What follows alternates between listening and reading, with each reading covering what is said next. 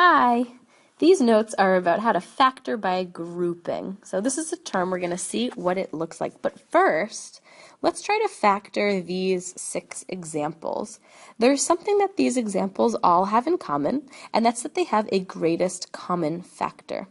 Notice for this first example, x squared and x both have an x as a factor. So we can pull an x out, and we're left with x plus 1. And I like to check it just in my head by thinking about distributing that x back in, and we will get x squared plus x. What's the greatest common factor for that second example? Well, both factors have an x squared, but they also both have a 2 factor. If we take a 2x squared out, we are left with x plus 4. And when we distribute that 2x squared back in, we do indeed get 2x cubed plus 8x squared. How about that third one? You might be tempted to distribute everything out and then play this game, but if you notice how these terms are written, 2x plus 1 squared and 3x plus 1, I can already see that they have a greatest common factor of x plus 1. It's hard to see because this is the first time we've seen a GCF that is a binomial. But notice this is representing 2 terms. Here's one term and here's another term. And each term has that binomial factor, x plus 1. So what do we get when we factor out an x plus 1? A 2 times the quantity x plus 1 plus a 3. It takes a while to see it, but we're treating the binomial x plus 1 as a single factor of each term. So if you imagine distributing that x plus 1 back in, we will indeed get 2 times the quantity x plus 1 times the quantity x plus 1, or x plus 1 squared, plus 3 times the quantity x plus 1. And I'm going to leave it like that for now. Of course, we could, simplify what's in the brackets, but I don't think we need to right now.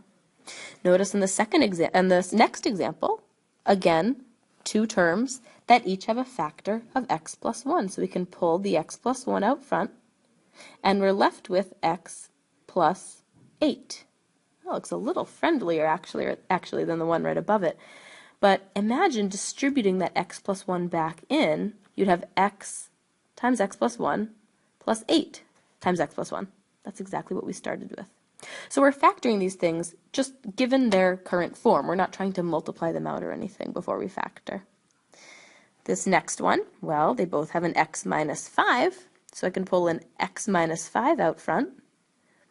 And we are left with x squared plus 6.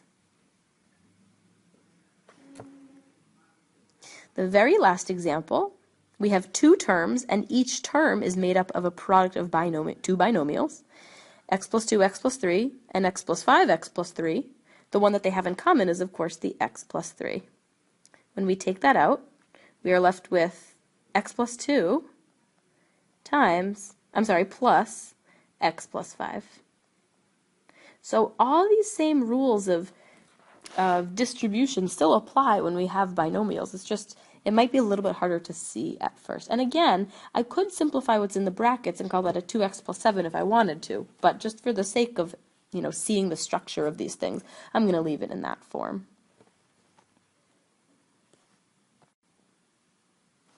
So how does that help us in this problem? Our goal is to factor this cubic expression. Now we're going to apply something called grouping. We're going to group the first 2 terms together and group the second 2 terms together. This is called grouping. Let's see what happens when we do that. Let's factor each group. Notice each group happens to have a greatest common factor. X cubed minus x squared, we can pull out an x squared. And we're left with x minus 1. Plus, well, in the second group, the GCF is 8. So you can take out an 8, and we're left with x minus 1. That looks very familiar. It looks like the second to last example, kind of, on the previous page. So notice now we have 2 terms, and each term has 2 factors, x squared and x minus 1, 8 and x minus 1.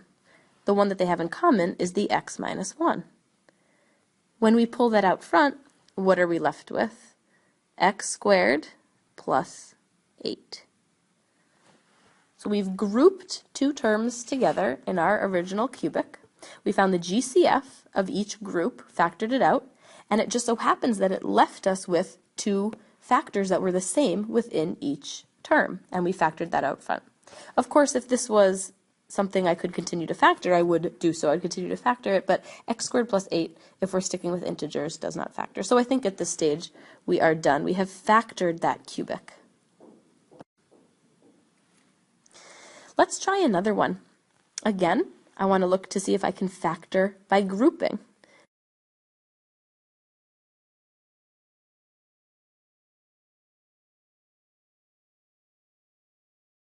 So I'm going to group the first two terms together. The GCF of those first two terms is x squared. We are left with x plus 5. The GCF of the second two terms, we have to be careful here. Both of those terms are negative, so I'm going to factor out a negative 3. And we're left with, be careful here, x plus 5. It's very easy to make mistakes with these because if we have a negative that we're factoring out. So notice that sign changed. It's an x plus 5. Well, this looks kind of fun because we've seen structure like this before. Two terms. Each term has two factors. The common factor is that binomial x plus 5. What was left over? X squared minus 3. We've factored it. I can't keep factoring x squared minus 3 using only integers, so we're done. So why do we care? Well, let's take a look at this question. This one finally is an equation that we have to solve. We know that we like polynomials in factored form if we're trying to solve the related polynomial equation, because then we can use the zero product property. So if I'm trying to solve this, I don't have the help of a calculator or anything. I'm going to try to get this in factored form. And it's a cubic, I might try my factor by grouping. So here we can pull out an x squared with the first group of 2, and we're left with x plus 6. The second group I can pull out a negative 4, and we're left with x plus 6. Again, be careful with that negative. Still equal to 0. Notice now we can factor out an x plus 6 from each term, and we're left with x squared minus 4. Here we have an example where I can actually continue to factor that second term. X squared minus 4 is a difference of squares, so I can call that x plus 2 times x minus 2.